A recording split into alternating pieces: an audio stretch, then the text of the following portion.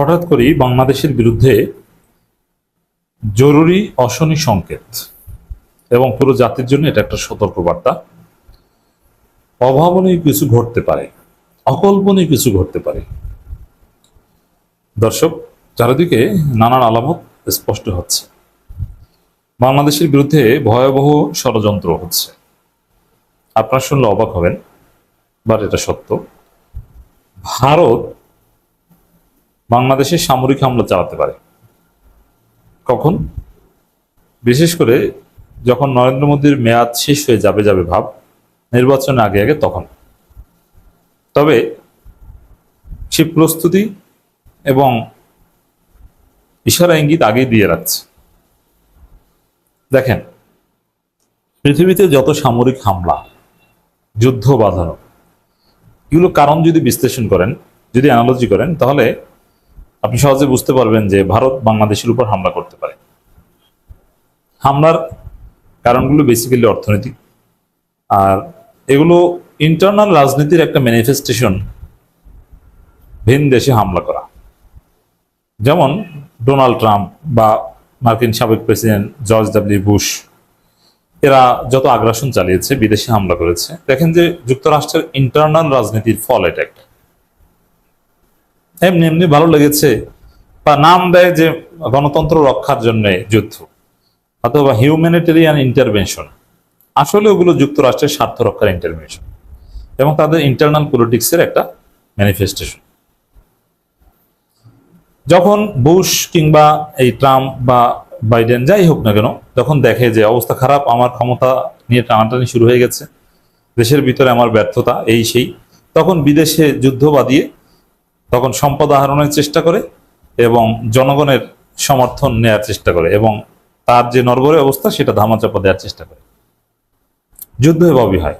এই যে ভারত পাকিস্তান যে হামলা, পাকিস্তান সাধারণত আকবরই ভারতের উপর কখনো হামলা করে না, আকবরই হামলা করে ভারত, কিন্তু মাইটটা খায় মূলত ভারতই। ভারত কেন হামলা করে দেখেন, ওটাও যে ভারতের ইন্টারনাল পলিটিক্স, কংগ্রেস বিজেপি দ্বন্দ্ব, এইসব কারণে অনেক সময় হঠাৎ করে যে কোনো একটা পরিস্থিতি তৈরি করতে নরেন্দ্র মোদী হামলা করেন। তো সাধারণত বাংলাদেশ, ভারত, পাকিস্তানের মতো দেশে দীর্ঘদিন কেউ ক্ষমতায় থাকলে জনগণ তার বিরুদ্ধে ক্ষিপ্ত হয়। যেমন মমতা বন্দ্যোপাধ্যায় 3বার ক্ষমতায় থেকে এবার আর আসতে পারেন না, যদিও তাকে ওই ভোটার তালিকা থেকে মুসলমানদের বাদ দিয়ে হারিয়ে দেওয়া হয়েছে। তারপরও জনপ্রিয়তা কমেছিল, এটাও ঠিক, কারণ দীর্ঘদিন ক্ষমতায় থাকলে মানুষ তার উপর বিরক্ত হয়ে যায়। নরেন্দ্র মোদী 3 টার্ম পূরণ হবে, চতুর্থবারে আর ক্ষমতায় আসতে পারবেন এটা মনে হয় না, এবং ভারতের ইতিহাসে এরকম ঘটে না। আর বাংলাদেশে তো 3বারের পর গণঅভ্যুত্থান ঘটে যায়। বৈধভাবে যদি আওয়ামী লীগ 3বার ক্ষমতায় আসতো তাহলে ওই গণঅভ্যুত্থান মনে হয় ঘটতো। আওয়ামী লীগ তো অবৈধভাবে ছিল। তো সেখানে যখন আগামী নির্বাচনের আগে নরেন্দ্র মোদী দেখবেন যে তার অবস্থা খারাপ, ভারতের ভিতরে হিন্দুত্ববাদ জাগিয়ে তোলা দরকার, যে ভারতের মানুষ যাতে ফিল করে যে না, ভারত মাতাকে রক্ষা করতে হলে এই হিন্দুত্ববাদী মোদীকে লাগবে, এরকম একটা পরিস্থিতি তৈরি করার জন্য বাংলাদেশের উপর সামরিক হামলা করতে পারে। যে বাংলাদেশের সাথে একটা ঝামেলা বাজিয়ে দিবে, তারপরে বলবে যে দেখো যে এই যে বাংলাদেশ এখন আমাদের শত্রু, তাদের সাথে যুদ্ধ বাঁধে, আগে শুধু পাকিস্তানের সাথে বাঁধতো, এখন বাংলাদেশের সাথেও বাঁধে। অতএব বাংলাদেশকে রক্ষা করতে হলে, হিন্দুদের রক্ষা করতে হলে নরেন্দ্র মোদী ছাড়া কোনো বিকল্প নাই, কারণ একমাত্র হিন্দু দল বা হিন্দু সরকার নরেন্দ্র মোদী সরকার, আর কংগ্রেস তো সেকুলার সরকার। তো এই নরেন্দ্র মোদী তার ক্ষমতা টিকিয়ে রাখার স্বার্থেই এ ধরনের ঘটনা ঘটাতে পারেন, বাংলাদেশে সামরিক হামলা করতে পারেন। তার নির্বাচনী প্রচারণা শুরু হলে বা নির্বাচনী প্রচারণার সময় ঘনিয়ে আসলে তখন এরকম একটা আলামত আমরা লক্ষ্য করছি। নানানভাবে বাংলাদেশকে সে বার্তা দিচ্ছে ভারত যে আমরা কিন্তু তোমাদের উপর হামলা করতে পারি। বলা হয়ে থাকে ভারত নাকি ইন্টারকন্টিনেন্টাল ব্যালিস্টিক মিসাইল এক্সপেরিমেন্ট করেছে, যেটা বাংলাদেশের কোল ঘেঁষে এবং বাংলাদেশে তার আলোর ঝলকানিতে বাংলাদেশ বিব্রত হয়েছে, বাংলাদেশের মানুষ ভয় পেয়েছে। এটা একটা বার্তা যে তোমাদের উপর আমরা হামলা করলে করতে পারি। হামলা করলে কি বলে করবে, যে এই যে বাংলাদেশে মনে করেন একটা ঘটনা ঘটিয়ে দিবে যে জঙ্গিরা হিন্দুদের উপর হামলা করেছে, এরকম একটা নাটক সাজাবে। তারপরে বলবে যে বাংলাদেশে জঙ্গি আছে যারা ভারতের উপর হামলা চালানোর প্ল্যান করছে এবং হিন্দুদের উপর হামলা চালিয়েছে, তারা সেভেন সিস্টার্স অশান্ত করতেছে, অমুক তমুক, এদের ঘাঁটি বাংলাদেশে, অতএব সেই ঘাঁটিকে লক্ষ্য করে ভারত মিসাইল হামলা করবে। বাংলাদেশের উপর হামলা একথা বলবে না, বলবে যে না না বাংলাদেশের সাথে আমাদের কোনো শত্রুতা নাই, আমরা ভারতকে অশান্ত করতে চাই, হিন্দুদের উপর হামলা করে জঙ্গিদের উপর লক্ষ্য করে মিসাইল ছুড়েছে। আর স্বাভাবিকভাবে তখন বাংলাদেশ পাল্টা প্রতিরোধ করতে বাধ্য হবে। আর যদি যেহেতু এটা বিএনপি সরকার, এটা করবে, মাস্ট করবে। জামাতে এনসিপির লোকজন লাঠি সোটা নিয়ে বর্ডারে চলে যাবে। বাংলাদেশের মানুষ লাঠি নিয়ে যুদ্ধ করতে অভ্যস্ত, 71 সালে সেটাই করেছে। তো এরকম একটা সুতা তুলে বাংলাদেশের উপর ভারত হামলা করতে পারে বলে আমার যথেষ্ট ধারণা, আপনারা দেখবেন। এবং ভারত বারবার ইঙ্গিত দিচ্ছে, উস্কানি দিচ্ছে। এবং ভারত বাংলাদেশ সম্পর্ক যতটা ছিল, সামনে আরো অবনতির দিকে যাচ্ছে। ভারত বাংলাদেশের সাথে সম্পর্কটা হিন্দুত্ববাদী লেন্স থেকে করতে যাচ্ছে, যেটা যুদ্ধ বাঁধানোর একটা প্রক্রিয়া। তারা হিন্দুত্ববাদকে পুঁজি করেই বাংলাদেশের উপর হামলা করতে চায়। যেমন ভারতের ইতিহাসে ভারত বাংলাদেশে যত হাইকমিশনার নিযুক্ত করেছে সবাই একদম ক্যারিয়ার ডিপ্লোম্যাট পাঠিয়েছে, মানে যারা বিসিএস মানে আইসিএস অফিসার হয়, সিভিল সার্ভিস অফিসার হয় ফরেন ক্যাডারে, তাদেরকে পাঠিয়েছে। এবং সম্পর্ক সেভাবে চলেছে। সম্পর্ক যেভাবে হোক না কেন, সিভিল সার্ভিস অফিসার বাংলাদেশে কূটনীতিক হিসেবে এসেছেন বা রাষ্ট্রদূত হিসেবে, হাই কমিশনার হিসেবে এসেছেন, মিনিমাম একটা সভ্যতা ভব্যতা ছিল। কিন্তু এবার এই প্রথম নরেন্দ্র মোদী একজন কট্টর হিন্দুত্ববাদী রাজনীতিবিদকে, যিনি ক্যারিয়ার ডিপ্লোম্যাট না, একজন রাজনীতিবিদকে হাই কমিশনার করে পাঠাচ্ছে।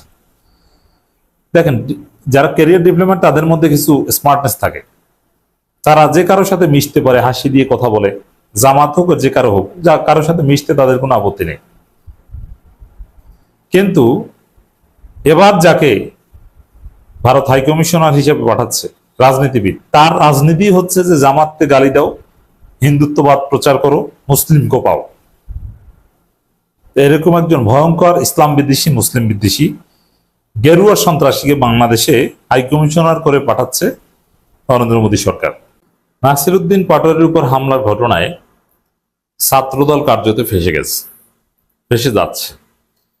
দর্শক, একই সাথে বিএনপি কি করছে, বিএনপি কি চাচ্ছে, বিএনপির ধান্দা কি, এটা নিয়েও জনমনে নানান জল্পনা কল্পনা, এবং সেগুলো স্পষ্ট হচ্ছে।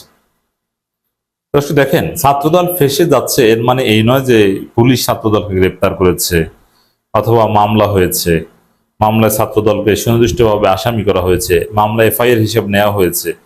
মামলা যদি এফআইআর হিসেবে নেয়, এজাহারভুক্ত হয়, তাহলে তো গ্রেপ্তার করতে হয়। এরকম না, এভাবে ফাঁসে নেই। বাংলাদেশে কোনো আইনের শাসন নেই। আইনের শাসন নাই একথার অর্থ হচ্ছে ক্ষমতাসীনরা কোনো অপরাধ করলে তার কোনো বিচার হবে না, তার বিরুদ্ধে কোনো মামলা নেওয়া হবে না। It's very simple. ক্ষমতাসীনরা অপরাধ করতেই পারে। যেমন আপনারা দেখেছেন, দিনের আলোতে এবং ক্যামেরার সামনে প্রকাশ্যে ছাত্রদল সন্ত্রাসীরা দেশীয় অস্ত্রশস্ত্র নিয়ে শিবির নেতাকে কুপিয়ে তার পায়ের গোড়ালি বিচ্ছিন্ন করে দিয়েছে, রক সহ কেটে দিয়েছে। সেই সন্ত্রাসী গ্রেপ্তার করেছে? না, কোনো গ্রেপ্তার নেই। ঢাকা বিশ্ববিদ্যালয়ের সাংবাদিকের কানের পর্দা ফাটিয়ে দিয়েছে। ডাকসু নেতাদের উপর হামলা করা হয়েছে, কোনো গ্রেপ্তার, কোনো মামলা দেখেছেন? না। এর মানে ক্ষমতাসীনদের কিছুই হয় না। তো আইনের শাসন কোথায়? বাংলাদেশে কোনো আইনের শাসন নাই। তাহলে ফেসে যাওয়াটা হচ্ছে যে জনগণ কাদেরকে দোষী মনে করে, জনগণ কাদেরকে কালপিট মনে করে, এটা গ্রেপ্তার করা না করা, যে আইনের শাসন থাকলে ওইটাকেই বলতাম যে কার বিরুদ্ধে রায় হয়েছে, কে ধরা পড়েছে। বাংলাদেশে আমরা দেখেছি যে যেমন আওয়ামী লীগ আমলে হামলা করে আওয়ামী লীগ, খালেদা জিয়ার গাড়ি ভাঙচুর করে আওয়ামী লীগ, সবকিছু করে আওয়ামী লীগ, কিন্তু গ্রেপ্তার হয় বিএনপি, সাজা হয় বিএনপির। চিন্তা করেছেন? সাপোজ ফাঁসিও দেয় জামাত নেতাকে, আবার গ্রেপ্তারও করে জামাত নেতার ছেলেকে, দোষীও সাব্যস্ত করে তাকে, গুমও করে জামাত নেতার ছেলেকে। তো এটা কি কোনো আইনের শাসন? বাংলাদেশে তো কোনো আইনের শাসন নাই। যদি আইনের শাসন থাকতো তাহলে চট্টগ্রামের শিবির নেতার যে পায়ের গোড়ালি রক সহ কেটে দেওয়া হয়েছে, সেই রক কাটা ছাত্রদলের বিচার হতো বা তাদেরকে গ্রেপ্তার করতো, কিন্তু কোনো মামলায় নেওয়া হয়নি। মানে রক কাটবেন, পায়ের গোড়ালি কাটবেন, এতে কিছু হবে না, আইনের শাসন নাই, এটাই হচ্ছে বাস্তব কথা। তো দর্শক, এই জায়গায় ছাত্র দলের বিরুদ্ধে পুলিশ মামলা নেবে বা তাদেরকে ধরবে, এটা আমরা কল্পনা করি না, কারণ এটা একটা মব স্টেট এবং এখানে ক্ষমতাসীনদের রাম রাজত্ব কায়েম হয়েছে। এখানে ক্ষমতাসীনরা অপরাধ করলে তার কোনো বিচার হবে, এটাকে কল্পনাও করবেন না। তবে নাসিরউদ্দিন পাটোয়ারিরা চেষ্টা করছেন মামলা নেওয়ানোর জন্য, তারা দৃঢ়ভাবে দাঁড়িয়েছেন, ইটস ভেরি সিগনিফিক্যান্ট। এতে অ্যাটলিস্ট সাধারণ জনগণ যদি দু একজনের উপকার হয়, যে পুলিশের হয়রানি থেকে বাঁচে, অথবা সাধারণ জনগণের মামলা নেয়ার একটা চিন্তা ভাবনা করে, এর চেয়ে বেশি কিছু না। দর্শক, এই হামলার পরে ছাত্রদল এই হামলাকে উদযাপন করেছে এবং এটাকে বৈধতা দেওয়ার ন্যারেটিভ একদম ছাত্রদলের সর্বোচ্চ পর্যায় থেকে আমরা পেয়েছি। এটা থেকে প্রমাণিত হয় যে ছাত্রদল এই হামলার সাথে জড়িত।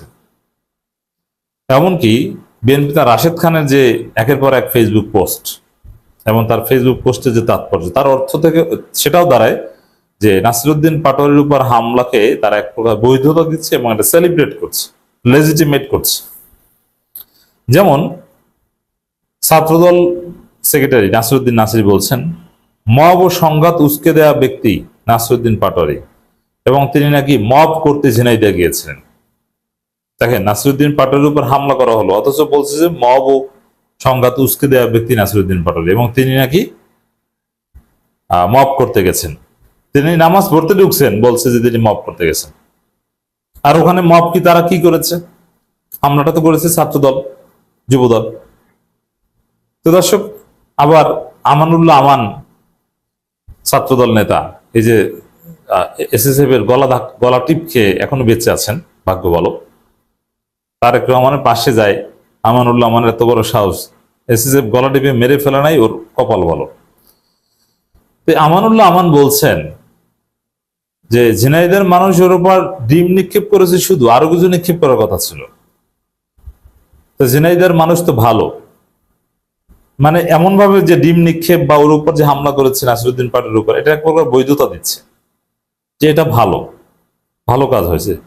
এবং ঠিক আওয়ামী লীগ ছাত্রলীগের মতো, যে ঢাকা বিশ্ববিদ্যালয়ে আমরা দেখতাম যে ছাত্র দলের উপর হামলা করতো ছাত্রলীগ, ছাত্রদলের যে কোনো বা ছাত্রদল যদি বেনামে অন্য নামেও যদি আসতো তাদের উপর হামলা করতো ছাত্রলীগ, প্রকাশ্যে ক্যামেরার সামনে, এবং ওটা আমাদের সামনে। আমরা দেখতাম যে হল থেকে লাঠিসোঁটা নিয়ে গেছে ছাত্রলীগ, হামলা টামলা করে চলে এসেছে। কখনো নীলক্ষেতের মোড়ে ওই এফ রহমান হলের সামনে, কখনো জহুলকের সামনে, কখনো রাজু ভাস্কর্যের আশেপাশে বা টিএসসির আশেপাশে বা জাদুঘরের আশেপাশে। ছাত্রদলের নাম গন্ধ পেলেও হাজার হাজার ছাত্রলীগ লাঠিসোঁটা নিয়ে যেয়ে ওদেরকে পিটিয়ে আসতো। পেটানোর পরে মিডিয়ায় ছাত্রদলের নেতারা বলতো যে হ্যাঁ, হামলা সংঘর্ষ ঘটনা ঘটেছে, আহত হয়েছে, কিন্তু ওটা সাধারণ শিক্ষার্থীরা করেছে, এর সাথে ছাত্রলীগ জড়িত না। এখন নাসিরউদ্দিন পাটোয়ারির উপর হামলা হয়েছে, এই বিষয়ে সেম ওয়েতে ছাত্রদল বলছে যে নাসিরউদ্দিন পাটোয়ারির উপর ঝিনাইদহ হামলা, ওটা সাধারণ মানুষজন তাকে ডিম মেরেছে, এতে ছাত্রদল যুবদল জড়িত না। একদম ছাত্রলীগ আওয়ামী লীগের মতো কোনো পার্থক্য নেই। তো দর্শক, এর অর্থ কি? যে ছাত্রদল এটাকে বৈধতা দিচ্ছে এবং এটাকে উদযাপন করছে এবং বলছে যে সাধারণ মানুষ এটা করেছে, এর মানে ঠিক আছে, এবং ও মাফ করতে গেছে, ও মা বুঝকে দেয়, মানে ওকে মারা ঠিক আছে। পুরো ছাত্রদলের ন্যারেটিভ এটা। এখান থেকে স্পষ্ট যে এই ঘটনা ছাত্রদল ঘটিয়েছে, যুবদল ঘটিয়েছে। ঠাকুর ঘরে কেড়ে আমি কলা খাই না, কিন্তু ছাত্রদলের অন্যান্য উদযাপনের ধরন দেখে এটা স্পষ্ট প্রমাণিত হয়েছে যে নাসিরউদ্দিন পাটোয়ারির উপর হামলা করেছে ছাত্রদল। এখন হামলাকে আইনমন্ত্রী করিয়েছেন না রাশেদ খান করিয়েছেন, এটা নিয়ে বিতর্ক হতে পারে। আইনমন্ত্রী রাশেদ খান এরাও চুপচাপ, এবং আইনমন্ত্রী এলাকায় এভাবে রাজনীতিবিদদের উপর হামলা করা হয়। আইনমন্ত্রী এলাকায় আইনের শাসন নাই,